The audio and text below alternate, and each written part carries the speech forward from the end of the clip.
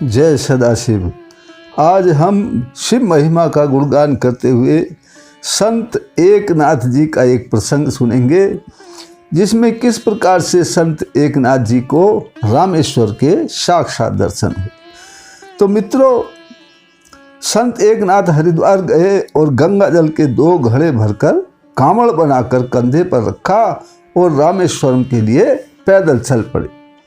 उन्होंने यह पढ़ा था कि रामेश्वरम पर जो गंगा जल चढ़ाता है उस पर भगवान शंकर प्रसन्न हो जाते हैं और मुक्ति देते हैं।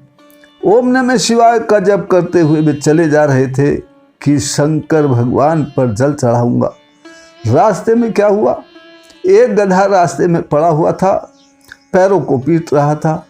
संत एकनाथ ने पूछा, अरे गधे, तुझे क्या हो गया? गधे ने कहा, महाराज, इस रेगिस्तान में मुझे 1 महीने से पानी नहीं मिला। अब प्यास के मारे मेरे प्राण निकल जाएंगे। प्राण निकलने में देर हो रही है, सो पैर पीट रहा हूँ ताकि मेरे प्राण जल्दी निकल जाए। संत एकनाथ ने कहा, गधे, तू जीवात्मा है और जीवात्मा को जीवात्मा का सहयोग मिलना ही चाहिए। देखिए संत एकनाथ का हृदय।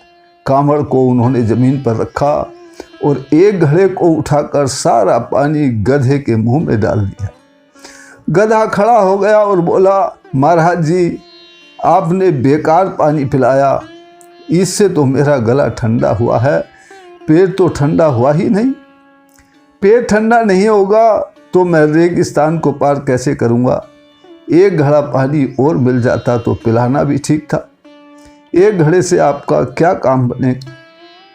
संत एकनाथ ने दूसरे घड़े का पानी भी गधे के मुंह में डाल दिया। दोनों घड़ों का पानी पीकर गधा खड़ा हो गया।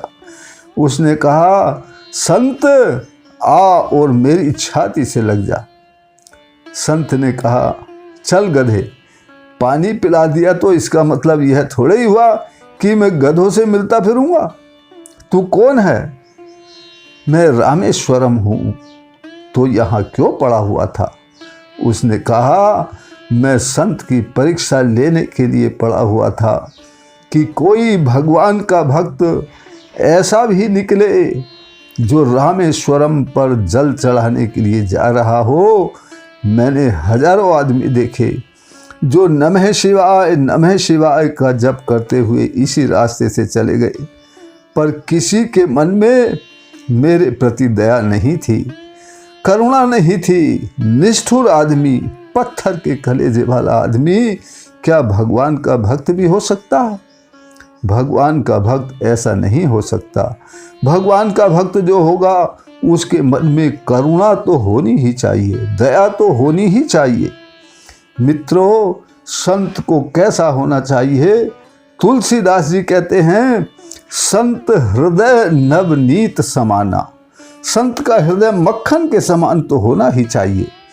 मक्खन के ऊपर जब धूप की मुसीबत आती है तो वह पिघल जाता है, और परायों पर, दूसरों पर जब मुसीबत आती है तो उसे देखकर संत पिघल जाता है। रामेश्वरम ने कहा कि मैंने देखा कि मेरी मुसीबत देख करके कोई संत पिघलता है क्या? घड़े के घड़े जल भरे हुए कांवड़ लेकर लोग रामेश्वरम के लिए चले जा रहे हैं और अपनी स्वर्ग प्राप्ति एवं मुक्ति की कल्पना में खोए हुए हैं, परंतु दया के लिए अपने स्वर्ग और मुक्ति को न्योछावर करने वाला कोई संत नहीं मिला। केवल तू मिला है। आ, मैं तुझे अपने सीने से लगा लूं।